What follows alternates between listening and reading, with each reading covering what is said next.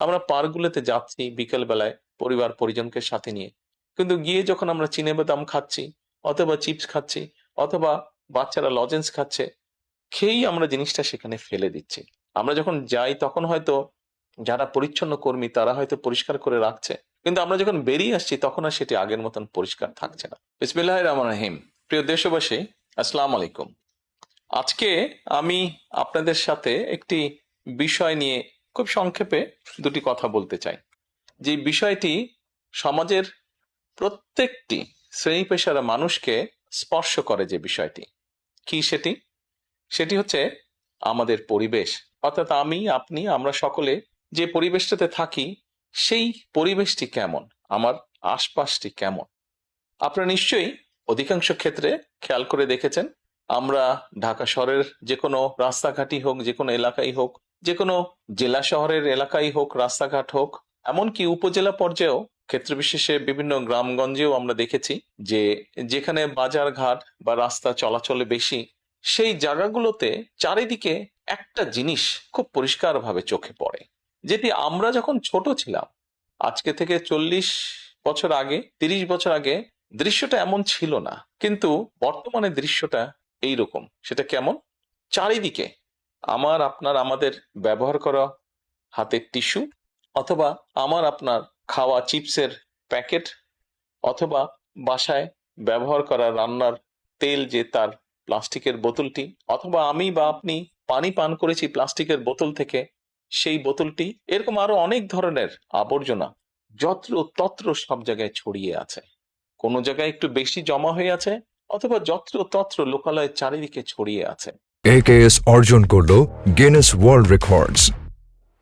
AKS চিন্তা করে দেখুন তো, আপনার ঘরে যে ঘরটিতে আপনি থাকেন, যে বাসাটিতে আপনি থাকেন, যদি চারিদিকে এমন টিস্যু ছড়িয়ে থাকতো, যদি চারিদিকে এমন আবর্জনা ছড়িয়ে থাকতো, আপনার কাছে কি ভালো লাগতো দেখতে?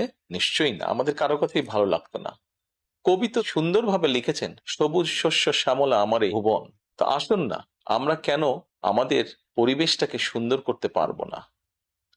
বাংলাদেশের অধিকাংশ মানুষই পায়ে হেঁটে চলে, অথবা রিকশায় যায়, অথবা বাসে চলাচল করে। এই মানুষগুলো যখন রাস্তা পার হয়, বিভিন্ন জায়গায় যখন আবর্জনা জমে থাকে, ময়লা থাকে, এই মানুষগুলোর কিন্তু অনেক কষ্ট হয়, বিভিন্ন জায়গায় অনেক দুর্গন্ধ হয় এই আবর্জনা জমে থাকে। তবে আমরা যদি সকলে মিলে একটু সচেতন হই, আমরা যদি নিজেরা সচেতন হই, যত্রতত্র যদি আমাদের ব্যবহারকৃত আবর্জনাগুলো যদি যত্রতত্র আমরা না ফেলে দিই, আমরা যদি একটি নির্দিষ্ট জায়গায় এই আবর্জনাকে জমা করি এবং নির্দিষ্ট উপায়ে যদি এটাকে পরে ধ্বংস করি, তাহলে যেমন আমাদের পরিবেশটি ভালো থাকবে, ঠিক একইভাবে আমরা আমাদের পরিবেশটাকে সুন্দরভাবে রাখতে পারবো। দেখুন, অনেক জায়গায় আমি দেখেছি, গত কয়েক মাসে যখন আমি দেশের বিভিন্ন জায়গায় গিয়েছি, হয়তো কোনো একটি পুকুরের পাশ দিয়ে যাচ্ছি, দেখেছি পুকুরের ভিতরে বিভিন্ন রকম ময়লা স্তূপ হয়ে পড়ে আছে, অথবা পুকুর পাড়ে বিভিন্ন ময়লা স্তূপ হয়ে পড়ে আছে। অথচ একসময় কিন্তু এই পুকুর পাড়ে এই মানুষ বিকেলে বসতো, গল্প করত পরিবার পরিজন নিয়ে, কিন্তু এখন আবর্জনার জন্য সেটি সম্ভব হয় না। ঢাকা শহরেও বিভিন্ন পার্ক আছে, বিভিন্ন জেলা শহরেও বিভিন্ন পার্ক আছে। আমরা পার্কগুলোতে যাচ্ছি বিকেল বেলায় পরিবার পরিজনকে সাথে নিয়ে, কিন্তু গিয়ে যখন আমরা চিনেবাদাম খাচ্ছি অথবা চিপস খাচ্ছি অথবা বাচ্চারা লজেন্স খাচ্ছে, খেয়েই আমরা জিনিসটা সেখানে ফেলে দিচ্ছি। আমরা যখন যাই তখন হয়তো যারা পরিচ্ছন্ন কর্মী তারা হয়তো পরিষ্কার করে রাখছে, কিন্তু আমরা যখন বেরিয়ে আসছি তখন আর সেটি আগের মতন পরিষ্কার থাকছে না।